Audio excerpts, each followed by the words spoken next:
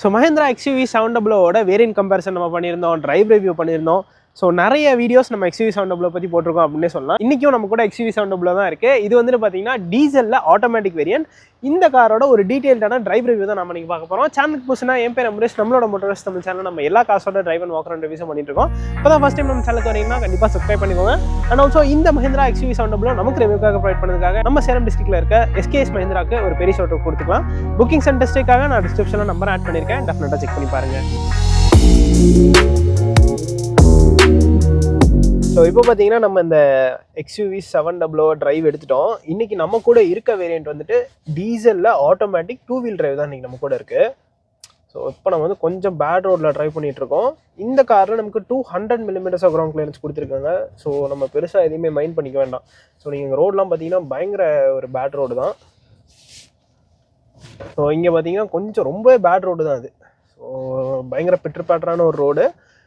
இதில் வந்துட்டு நமக்கு ஃப்ரீக்வன்சி செலக்டிவ் டேம்பிங் இருக்கிறதுனால இப்போ வந்து சஸ்பென்ஷன் வந்து ரொம்பவே அந்த பம்ப்ஸ் எல்லாம் ஈஸியாக அப்சர்வ் பண்ணிக்குது அப்படின்னே சொல்லலாம். ஸ்டியரிங் வந்து செம்ம லைட்டாக இருக்குது. இது மோனோகாக் பிளாட்ஃபார்ம் அப்படிங்கிறதுனால ஸ்கார்பியோனுக்கும் இதுக்குமே டிரைவிங் டைனாமிக்ஸில் பயங்கர டிஃப்ரென்ஸ் இருக்குது. ஸோ இப்போ பார்த்தீங்கன்னா நம்ம ஒரு நார்மலான ரோடுக்கு வந்துட்டோம். கொஞ்சம் சிட்டிக்குள்ளே தான் இப்போ நம்ம இருக்கோம்.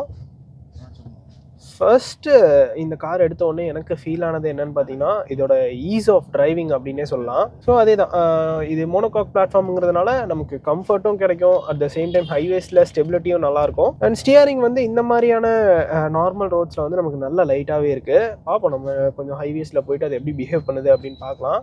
சிட்டிக்குள்ளே ஓட்டுறதுக்கு இந்த ஆட்டோமேட்டிக் ரொம்பவே கன்வீனியண்ட்டாக இருக்கும். மேனுவலில் ஆக்சுவலாக நல்ல ஒரு எக்ஸ்பீரியன்ஸ் தான் நமக்கு கொடுத்துது. ஸோ அது பார்த்தோம்னா நமக்கு வந்துட்டு ஒரு 6 ஸ்பீட் மேனுவல் இருக்கும். அண்ட் அதுலேயுமே கிளச் நல்லா லைட்டாக கொடுத்துருந்தாங்க. கியர் பாக்ஸ் வந்து கொஞ்சம் நாச்சியான ஒரு ஃபீல் இருக்கும் மேனுவலில். இதில் வந்து நமக்கு இப்போ கியர் ஷிஃப்ட் ஆகுறதே பெருசாக தெரியல.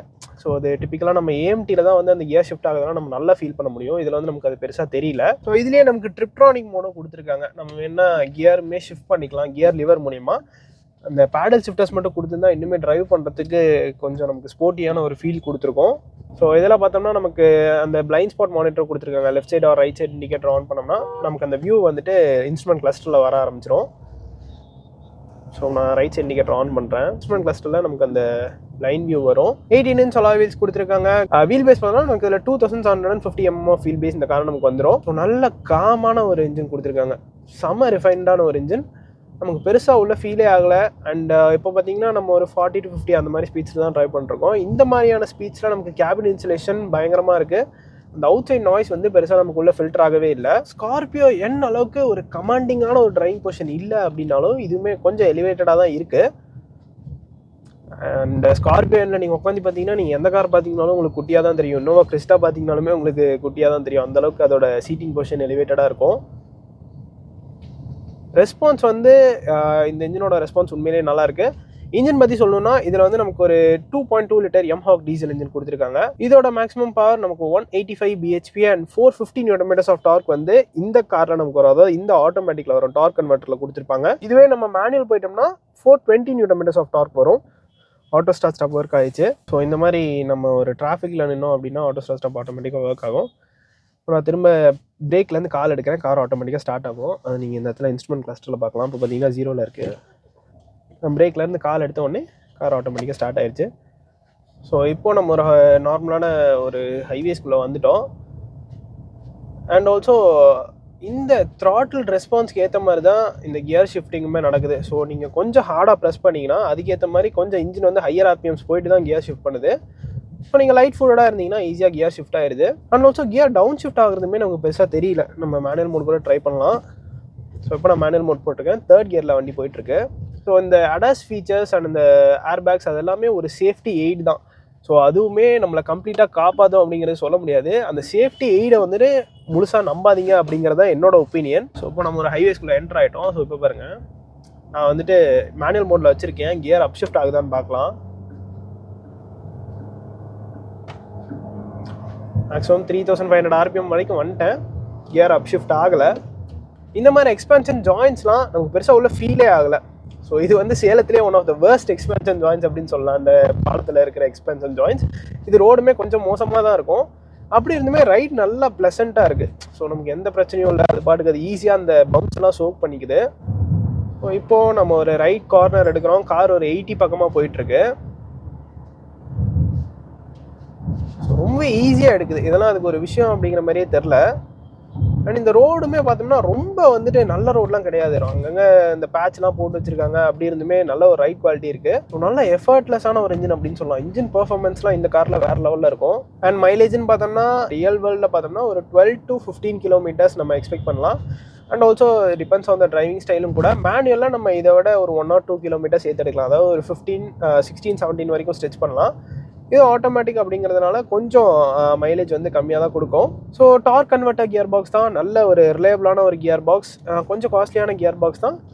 பட் இருந்தாலுமே டார்க் கன்வெர்ட்டர் வந்து ஒரு ரிலையபிளான கியர் பாக்ஸுங்கிறதுனால இந்த மாதிரி higher state of tunes and power இருக்க காசில் வந்து இந்த டார்க் கன்வெர்ட்டர் கியர் பாக்ஸ் தான் நம்ம நிறைய பார்க்க முடியும். அண்ட் ஆல்சோ இந்த கிராஃபிக்ஸ்லாம் பார்த்தோம்னாலும் உண்மையிலேயே செம்மையாக இருக்கும். இது வந்து சும்மா அந்த பவர் அண்ட் டார்க் மீட்டர்ஸ் மாதிரி வருது. அண்ட் பிரேக்ஸுமே நல்லா தான் இருக்குது. நமக்கு இதில் வந்துட்டு 4 wheel டிஸ்க் கொடுத்துருக்காங்க. இனிஷியல் பைட்டுமே நல்லாயிருக்கு. நம்ம லைட்டாக மேலே கால் வச்சாலே வண்டி நின்றுது. கொஞ்சம் அக்ரெசிவாக ப்ரெஸ் பண்ணி பார்க்கலாம். ஸோ இதுதான் நான் சொன்னேன். நம்ம கொஞ்சம் எக்ஸ்ட்ராவாக அந்த த்ராட்டில் கொடுத்தாலே இன்ஜின் ஹையர் ஆர்பிஎம் ஸ்பீடு தான் கியர் ஷிஃப்ட் ஆகுது. பயங்கரமாக ரெவ் பண்ணி ஓட்டினீங்கன்னா நீங்கள் சிங்கிள் டிஜிட் கூட மைலேஜில் எக்ஸ்பெக்ட் பண்ணலாம். ஸோ அந்தளவுக்கு ஒரு பவர்ஃபுல்லான ஒரு இன்ஜின். அண்ட் ஆல்சோ இதுலேயே நமக்கு 4 wheel டிரைவுமே கொடுக்குறாங்க. ஆல் வீல் டிரைவ் சிஸ்டமுமே இதில் நமக்கு வந்துடும். அது டாப் அண்ட் AX7L வேரியண்ட்டில் வரும். இதுவுமே டாப் அண்ட் AX7L வேரியண்ட் தான். இது வந்து automatic variant, 2 wheel drive variant.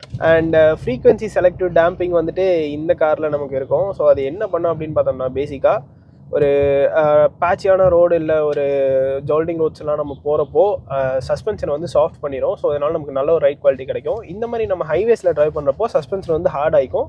So that நமக்கு இன்னுமே அந்த கான்ஃபிடன்ஸ் இன்ஸ்பயர் பண்ணி அந்த ஹார்டாக புஷ் பண்ணுறதுக்கான ஒரு கான்ஃபிடென்ட்டை கொடுக்கும் அப்படின்னே சொல்லலாம். மஹிந்திரா காசில் பார்க்குற ஜிப்ஸாப் ஜூம் வந்துட்டு அந்த மோட்ஸ் இதில் நமக்கு வந்துடும். இப்போ நம்ம ஜூம் மோட் போட்டுடலாம். ஸோ இது வந்து ஒரு ஸ்போர்ட் மோட் மாதிரி. இதில் வந்து நமக்கு பவர் டெலிவரி வந்து நல்லா அக்ரெசிவாக இருக்கும்.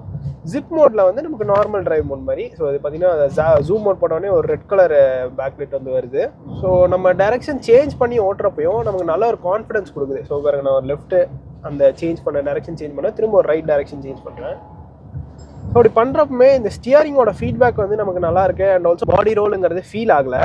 ஸோ டிரைவிங் டைனாமிக்ஸ்லையுமே கண்டிப்பாக ஃபோக்கஸ் பண்ணியிருக்காங்க.